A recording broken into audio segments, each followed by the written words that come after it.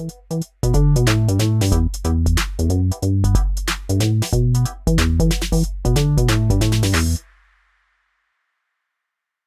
Thrivers, to this week's episode of Women Thriving in Business podcast. My guest today is Nicole Grinnell, who is the founder of Bosun Solutions. So welcome, Nicole. Thank you, Nikki. I'm excited to be here. Yes, I'm excited too. Well, let's just get right into it. So tell us about your business and then what got you started on your entrepreneurial journey.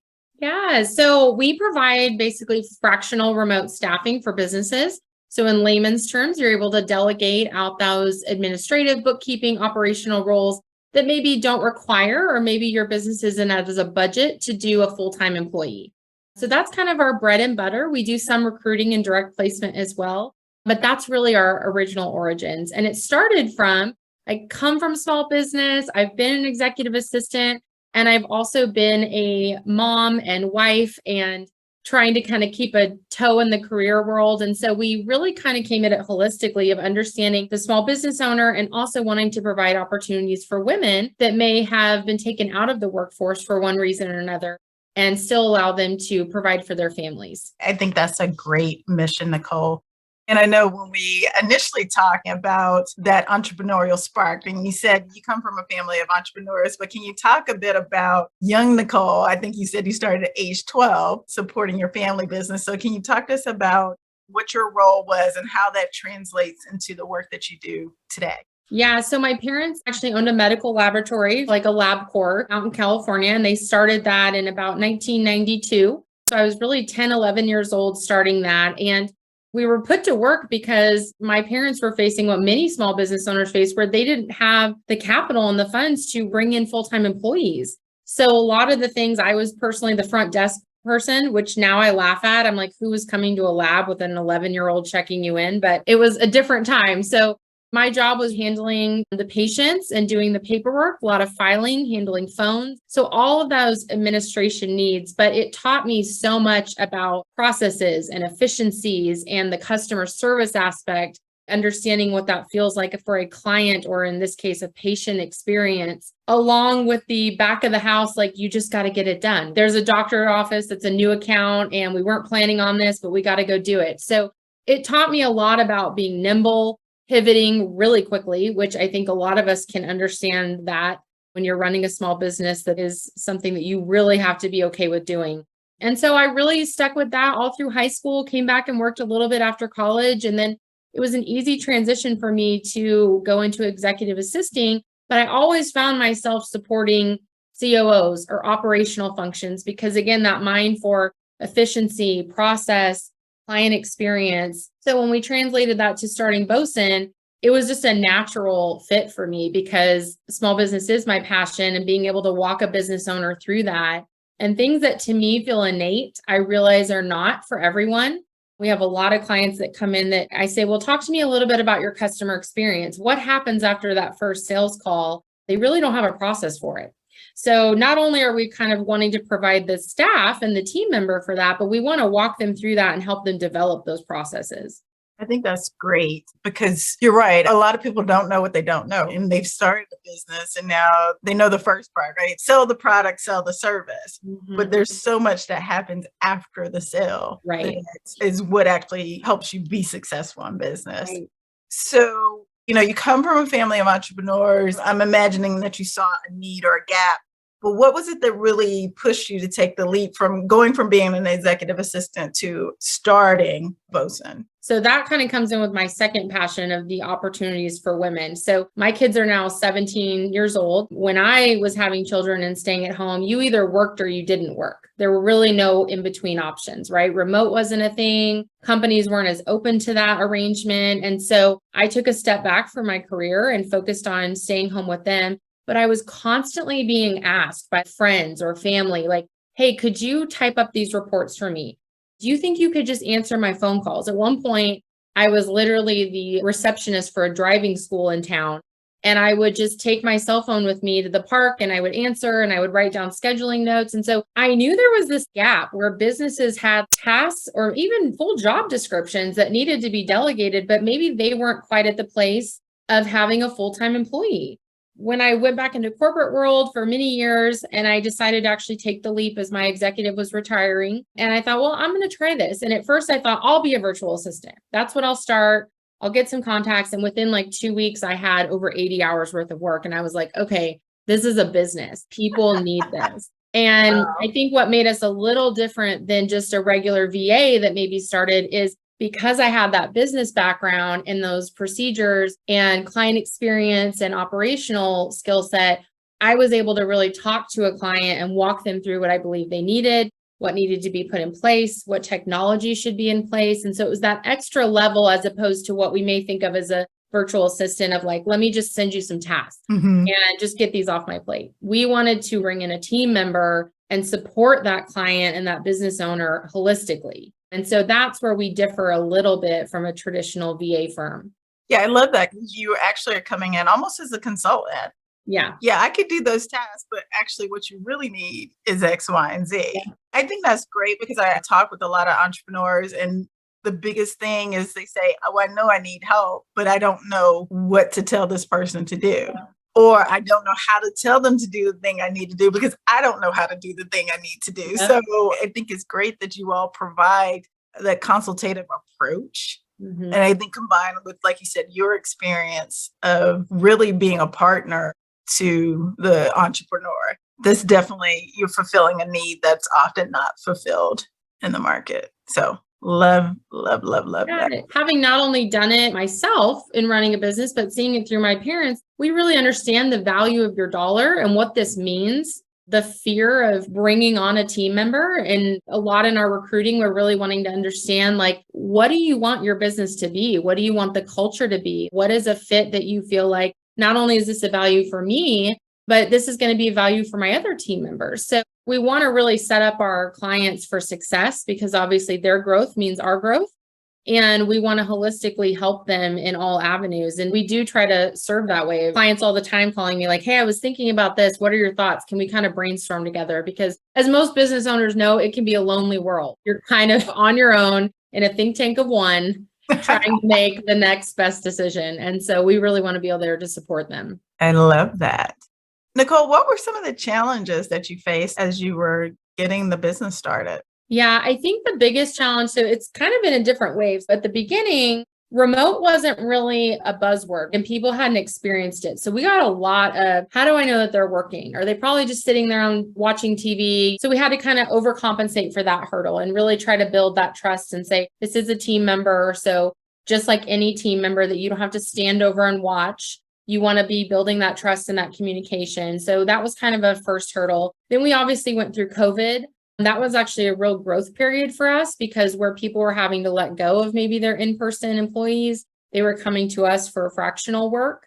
And so that actually shifted to now our hurdle was on the contractor side, finding people that weren't wanting to use our service as a stopgap because they were out of work, because our goal is to find long-term team members. So while we were getting really good candidates, we would ultimately have to go, I think this is a Band-Aid. I think they're going to bounce from this client. And that is certainly not our goal. We want to create those long-term relationships. So over the years, as every business owner knows, right, those hurdles change, but we have a great team and we've been really successful with evaluating that quickly. And again, pivoting and saying, okay, we need to change this in our recruiting efforts or our sales efforts or our relationship efforts. Sounds like good problems to have. So yeah. We are very thankful, but yeah, you always kind of have to be a little bit ahead of the curve and trying to understand where our team members are coming from and our clients are coming from and making sure that we're servicing them that way. Right. And I can imagine it's difficult when you said you have a really good candidate, but you know, this is not their dream job or not their ultimate goal, right? And equal for them. Yeah. We don't want to put them in a position that maybe is not a good fit either. And so we really try to make sure we're matching that correctly for a good, solid relationship.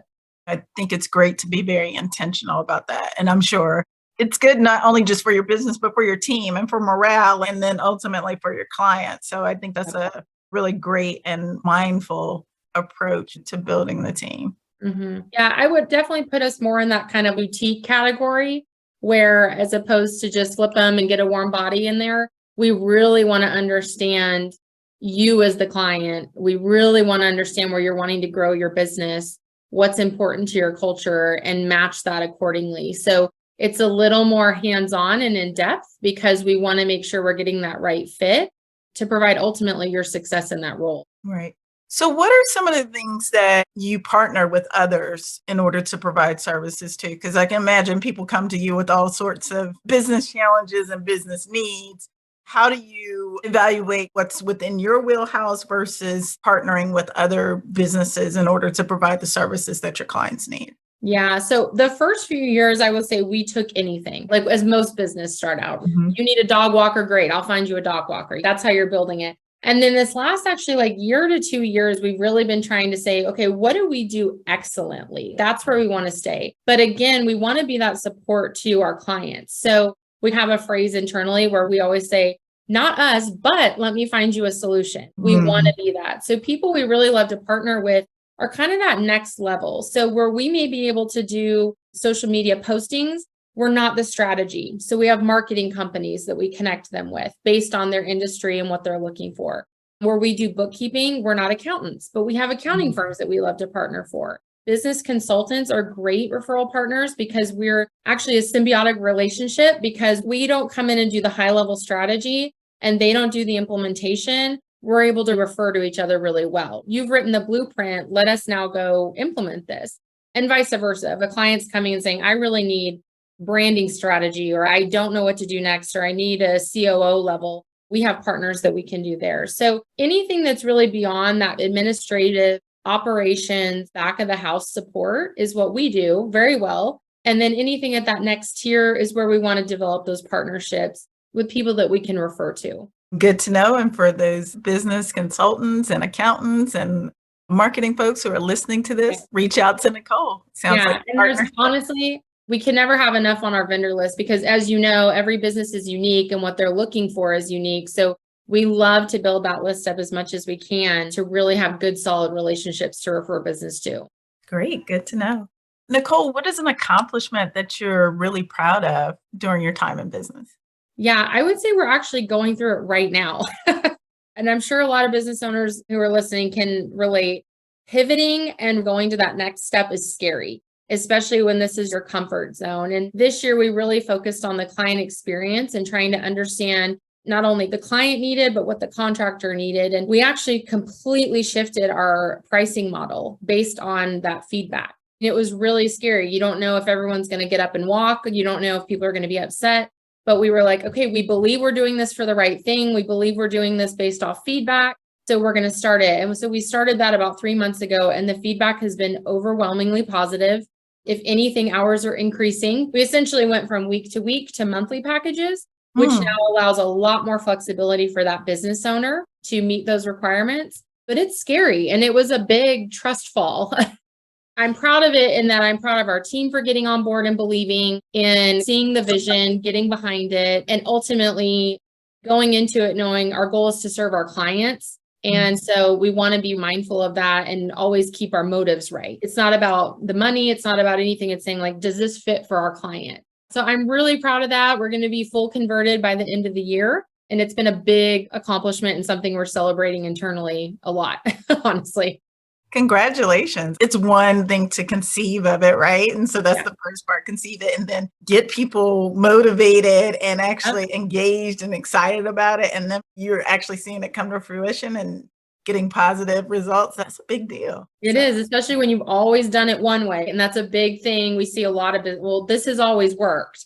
And it's like, but this might actually be better, not just for you, but for your clients. They might actually appreciate this more. So it's a trust fall, no doubt, but it's actually an experience I'm thankful we had because now we can talk to that as well with our clients and say, I understand change is hard and I understand that this feels safe and secure, but I'm going to need you to trust me and let's move into this. And it can be something as simple as, I know you've always ran off spreadsheets, but trust me, a CRM is where we need to go. You're at that stage of your business. We always want to be able to empathize with where our clients are coming from.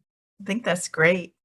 As you think about some of the tips that you might share with the listeners, so at what point do business owners really need to think about bringing someone like you and Bosun in to their business? What are they dealing with, going through? What is the point that at which they need to be like, oh, I actually need some help in my business? What are some of the signs and signals that business owners can start to look out for to consider whether to get some additional support? Yeah. So for kind of that new entrepreneur, new startup where they're really even starting to think of their team or building that out, or this might be their first hire, the biggest indicator to me is if you find yourself as the owner spending time in non-revenue generating tasks, more so than not, it's time to bring in some help. So if you look at your calendar and you see, I'm meeting with vendors, I've got administration, I've got to do payroll, I need to email back all those leads that I met with last week.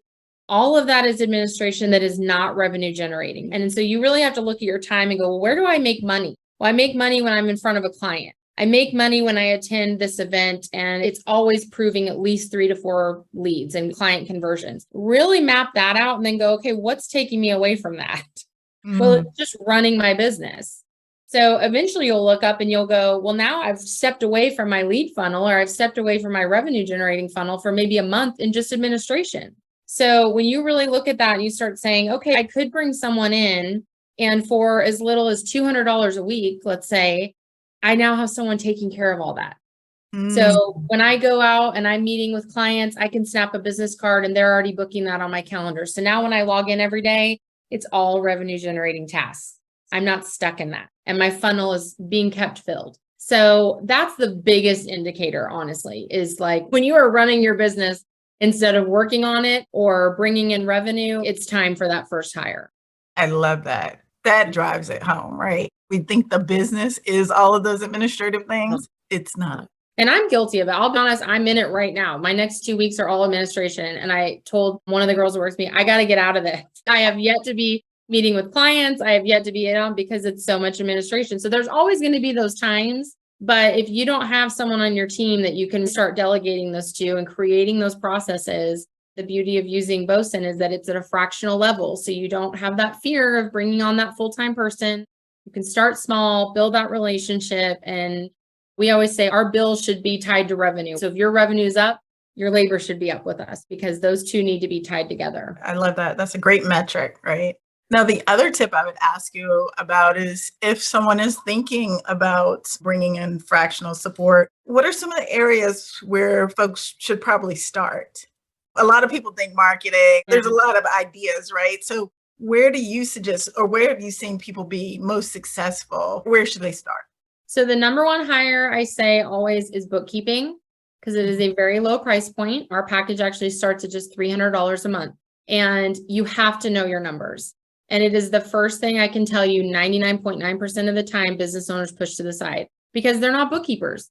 And so it's very easy to push that. I'll deal with that later. But if you don't know where your money is and you don't know what's working, what's not working, maybe you're spending too much on a client, maybe you're spending too much on marketing that's not converting, you've got to know those numbers. So for a very low price point, to have a dedicated bookkeeper that is keeping your accounts up to date, is sending you a monthly P&L, and all you have to do is review that, it's a no-brainer. And just say, just start there if you do nothing else. Once you know your numbers, then you can say, wow, I have a budget now maybe for a team member. Maybe I didn't think I could. So I can afford 5 hours a week, right? So I can bring that person on, and now I'm going to have this person just handle follow-ups. I'm really falling behind on follow-ups, or I send out agreements and I'm not following through with if they've signed them. And I tell everyone, when you're first starting out, I guarantee you there is money in your inbox. I guarantee it. Between follow-ups, between maybe agreements you've sent out that haven't been followed up on, haven't got completed. So you can start small there as well. There's lots of ways to kind of dip your toe in and start getting some processes in order while still staying in a very reasonable budget for a small business owner. I think that's a mantra. There's money in your inbox. There is. I can almost guarantee it. I love that. Well, Nicole, I always ask my guests 2 questions before we wrap up. Okay. And so the first question is, what are 1 or 2 songs that are on your power playlist? Ooh, I'm a big John Mayer fan. Big John Mayer fan. Oh man, this is so hard. Like I almost have to look at it. I'm a music lover, so like my mind can go in 10 different directions. I'm just going to pull up what I've been listening to. Okay. So I'm a big Nirvana lover. I'm a child of the 80s and the 90s. So Teen Spirit is like a big power one for me if I'm just really wanting to go jazz. And then John Mayer, I'm going to go with his new Sob Rock album. And I really love the song Last Train Home. It's just a great beat. I'm sure everyone's is like so all over the board. It's hard to narrow it down. Eclectic. I say I have it. It's very eclectic. Yeah. So Nicole, what is one book that you feel has helped you thrive in business? Yes. So I've actually just finished this and I keep it on my nightstand because sometimes at the end of the day, I will just read through it and refresh. It's called Playing to Win and it is by Lafley Martin. It's just on Amazon. And here's what I really recommend it, especially for business owners starting out. It is a play-by-play of how to create a strategy, how to implement that, how to find your client base. It's actually written from the perspective of an individual who worked at Procter & Gamble. For me, who struggles with marketing aspect of things, really being able to help with the branding, understanding your client base, I highly recommend it. Also talks a little bit about processes, how to really develop your KPIs. It's a great read. It's an easy read. It does a lot of true, which I personally love. Like I'm not as much into academic. I want to hear from people who have really worked it and who have really done it. So he does a lot of case studies of different companies. So highly, highly recommend it. Playing to Win. Great. I will add that to my reading list. Yeah, it's really good. One I have not read yet. So thank you for that. Nicole, if folks want to learn more about you or get in contact, how can they find you? Yeah, so if you want to go to Bosun, B-O-S-U-N, solutions.com, that's the easiest way. You can contact us there. You can also email me directly at Nicole, Nicole, at bosunsolutions.com. Well, great. And we will add that information to the show notes. Well, Nicole, it has been a delight and a pleasure to talk to you today. Thank you so much for your time. Thank you for sharing the tips, the money in your inbox. I'm going to remember that. So thank you so much for sharing your insights with us today. Awesome. Thanks, Nikki, for having me. I appreciate it.